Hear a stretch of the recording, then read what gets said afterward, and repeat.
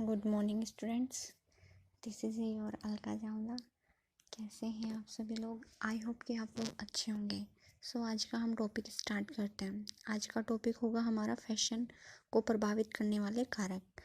ठीक है, किसी निश्चित समय में फैशनेबल क्या है यह पहचानना आसान है, लेकिन यह कहना मुश्किल है कि यह फैशन कैसे या क्यों बन गया। मतलब कि जो हम कपड़े पहनते हैं या फिर जहाँ पे हम जाते हैं या रहते हैं, खाते हैं, पीते हैं, मतलब उसको पहचानना आसान है, लेकिन ये फैशन में मतलब ट्रेंड में कैसे आ गया ये पहचानना मुश्किल है। ठीक है, ऐसे कई कारक हैं जो किसी विशेष पोशाक या शैली को फैशन बनाते हैं। शैली को फैशन बनाने के लिए केवल सौंदर्य अपील ही जिम्मेदारी नहीं है, जो कुछ भी प्रचलन में है या फैशन में है, यहाँ वह लोगों के लिए सुंदरता की बात है, भले ही वह फटी हुई डेनिम की जींस ही क्यों ना हो। आज के टाइम में मतलब जो पहन रहे हैं लोग, भले ही वो कहते हैं ना, अभी जो मतलब जींस चल रही हैं वो थोड़ी कट रहती हैं, जिसमें कट रहती हैं बहुत ज़्यादा मतलब ज़्यादा घुटनों पे से फटी हुई रहती है, तो वो सब फैशन में है। तो लोगों को इससे मतलब नहीं है कि वो उससे हमारे घुटने दिख रहे हैं या पैर दिख रहे हैं। लोगों को सिर्फ फैशन चाहिए, ये उनके लिए फैशन है। ठीक है, फैशन वही है जो ग्राहक चाहते हैं। केवल डिज़ाइनर, फैशन निर्माता और सुंदरता विक्रेता अपने प्रचार प्रयासों से तय नहीं कर सकते कि फैशन क्या है, लेकिन फैशन बिना वजह के नहीं होता है। यह कई कारकों की प्रतिक्रिया है। किसी विशेष समय के फैशन को प्रभावित करने वाले इन कारकों की चर्चा नीचे की गई है। मतलब बहुत चीज़ें ऐसी होती हैं कि हम फैशन में उसको ट्रेंड में निकाल देते हैं, लेकिन कुछ लोग उनके बारे में कुछ लोग तो पहनते हैं, अच्छा उनको अच्छा लगता है, लेकिन जो लोग फैशन को ज़्यादा इम्पोर्टेंस नहीं देते हैं, तो कुछ पारिवारिक लोगों में वो चीज़ें नहीं पहनते हैं, तो वो उस चीज़ को फैशन नहीं मानते हैं और गलत मानते हैं। ठीक है, मनोवैज्ञानिक कारक। पुरुष और महिला जटिल प्राणी हैं जिनके कार्यों को शायद ही कभी अकेले कारण से नियंत्रित किया जाता है। मनोवैज्ञानिक कारकों से परिवर्तन आते हैं। लोग अक्सर अपने पास जो कुछ भी रखते हैं उसको ऊब जाते हैं। मतलब इंसान, हम एक मान के चलो मेरे पास दो ड्रेसेस हैं, हम उनको एक शादी में पहन के चले गए, दूसरी शादी में पहन के चले, मोस्टली हम तीसरी शादी में पहन के, जब हम कहीं और शादी में जाएंगे तो हम उसको नहीं पहनेंगे, हम उससे ऊब जाएंगे। हम कहेंगे हर शादी में तो उसको ही पहनते हैं, इस बार कुछ नया लेते हैं, तो हम उस चीज़ से ऊब जाते हैं मतलब। ठीक है, वे समान रंगों, रेखाओं और बनावट से भी थक जाते हैं। हम सेम कलर नहीं ले सकते, बार बार वही कलर हम नहीं पहन सकते, कुछ अलग डिफरेंट कलर लेना पसंद करेंगे। ठीक है, कुछ समय बाद जो नया और अलग होता है वह ताज़ा लगता है। जो हम कुछ अलग लेंगे, नया लेंगे, भले ही वो हमारे पास पहले ब्लू था फिर हमने पिंक ले लिया, तो वो हमें नया लगता है। ठीक है, और जो कुछ समय के लिए दर्शा पर रहा है वह नीरस और अनकारश लगता है। मनोवैज्ञानिक कारणों से परिवर्तन अन्य उत्पादों के फैशन में भी होते हैं।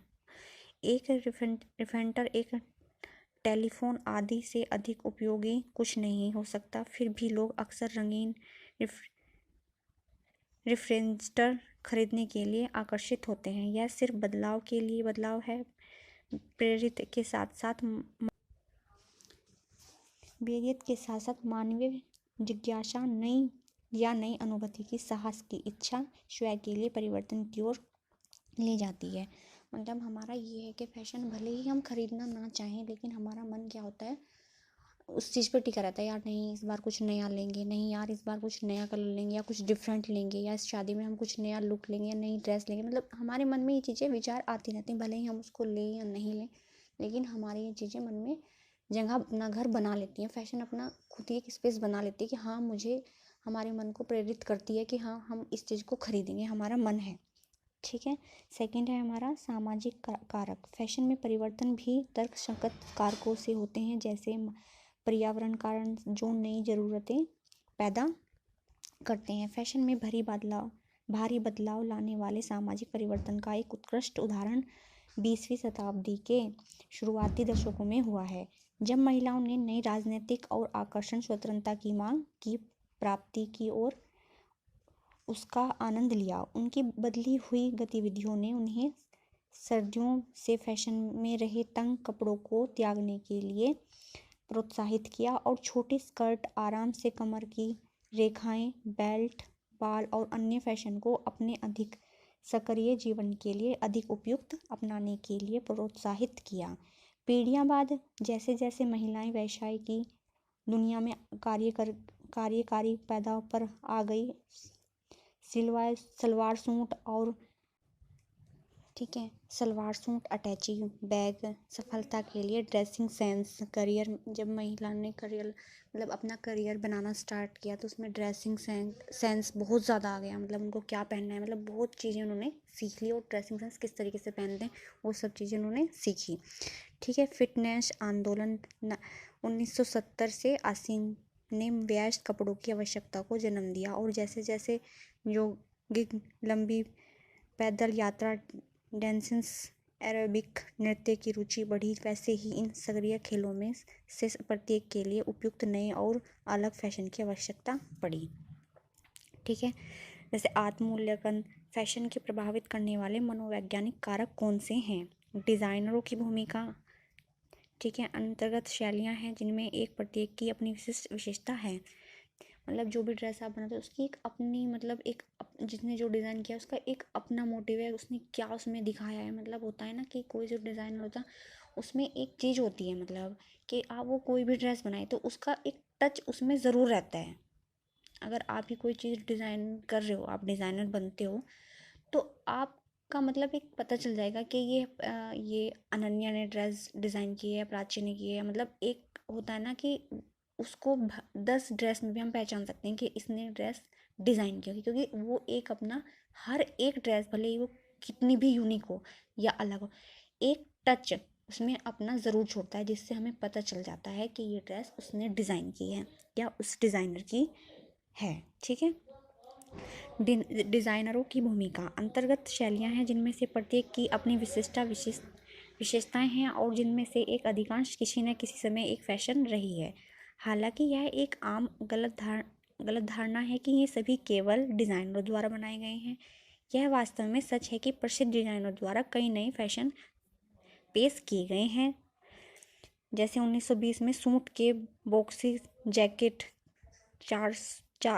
40 के दशक में डायर का नया रूप और पैकेज स्टेट लोरेट का धूम्रपान सूट, लेकिन यह हमेशा कार्यक्रम प्रधान होता न कि एक व्यक्तिगत डिज़ाइनर जो एक नया फैशन उत्पन्न करता है। इसमें आपको क्या बताया गया है कि हर एक डिज़ाइनर का जो होता है कि ज़रूरी नहीं कि वो डिज़ाइनर ने ही डिज़ाइन किया हो, आम जो उनके वहाँ पे काम करते हैं, जो इंडस्ट्री में काम करते हैं, वो भी डिज़ाइन ऐसा होता है कि कुछ जब डिज़ाइनर काफ़ी एक अपनी पोस्ट, अपना एक लेवल उनका हो जाता है तो वो कुछ ड्रेसेस जो उनके अंडर में लोग असिस्टेंट डिज़ाइनर होते हैं उनको भी डिज़ाइन करने के लिए बोल देते हैं, वो चीज़ को भी मार्केट में उतारते हैं। कुछ शैलियाँ ने जनता का ध्यान खींचा और अपने समय में फैशन बन गई। डेनिम जीन्स जैसे गोल्डन्स के दिनों में लेवो स्टोन्स द्वारा बनाई गई अंतिम व्यावहारिक शैली ने दुनिया भर में लोकप्रियता हासिल की है। जैसे डेनिम की जीन्स बहुत ज़्यादा, डेनिम की जैकेट, डेनिम की आपने देखा होगा उसका अभी तक भी है, डेनिम की जीन्स, डेनिम की जैकेट ये चलती ही आ रही है। तो एक तरीके का हर कोई इसको जानता है कि डेनिम की जीन्स एक काफ़ी इसने प्रशंसा या वो प्राप्त की है। ये चीज़ें बताई गई हैं इसमें। सबसे बड़े डिज़ाइनरों में से जो पहचाने जाते हैं यह केवल तभी होता है जब ग्राहक किसी शैली को स्वीकार करते हैं। पोरेंट के एक बार अमेरिकन दर्शकों ने कहा था कि मुझे पता है कि आप मुझे फैशन के राजा के रूप में सोचते हैं, यह एक ऐसा स्वागत है जो मेरी चापलूसी के अलावा और नहीं कर सकता और जिनकी मैं शिकायत नहीं कर सकता। फिर भी फैशन के राजा की शक्ति के संबंध में मुझे तुम्हें धोखा देना चाहिए। हम उनमें से नहीं जो एक अच्छे दिन जागते हैं और आदतों में बदलाव का फैसला करते हैं, एक नेक लाइन को ख़त्म करते हैं या एक आस्तीन को फुलाते हैं। हम न तो तानाशाह बल्कि हमें महिलाओं की अंध आज्ञाकारी सेवकों के रूप में माना जाता है। ये एक अमेरिका के डिज़ाइनर ने कहा है। एक अन्य डिज़ाइनर हेल्स्टन ने कहा है कि डिज़ाइनर हमेशा सुझाव दे सकते हैं या उपभोक्ता हैं जो स्वीकार या अस्वीकार करता है और फैशन का परम निर्मित बन जाता है। ठीक है, ये सब चीज़ें डिज़ाइनर ने की है। समाचार योग्य घटनाएं और व्यक्ति फैशन, मनोरंजन, राजनीतिक, कला और खेल की दुनिया में उत्कृष्ट व्यक्तियों और प्रमुख आयोजनों द्वारा बनाए जाते हैं। मतलब जो खेल का है, खेल के आपने देखा होगा जो खेलों में लोग जो कुछ भी मान लो वॉलीबॉल मान लो, उनका भी तो एक गेम के लिए एक ड्रेस बनाते हैं, मतलब कि ये चीज़ें पहन उस टाइम पे पहनेंगे, तो वो भी तो एक चीज़ फैशन में है। सबको इक्वल ड्रेसेस बनाते हैं, एक नंबर टैग दिया जाता है 45 46 इस तरीके से दिया जाता है। तो मतलब ये चीज़ फैशन में ही आ गई है जब सब चीज़ें ना, तो ये सब चीज़ें फैशन में आ जाती है। शैली और पहचान की सबसे बुनियादी अभिव्यक्ति के रूप में देखा जाता है। जब युवा विचारों का बोलबाला होता है तो सभी उम्र के लोगों में कपड़े पहनने, अभिनय करने, सोचने, पसंद और विश, विश्वास करने की प्रवृत्ति होती है कि वे युवा हैं।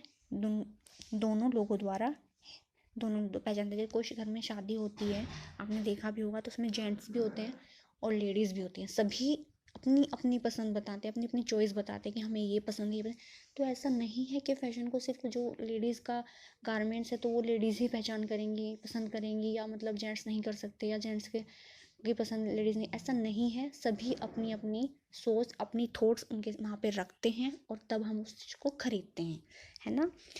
तो इसलिए आपको बताया गया है। सो आज का ये टॉपिक हम यहीं पे ख़त्म करते हैं। नेक्स्ट टॉपिक हम नेक्स्ट वीडियो में बताएंगे।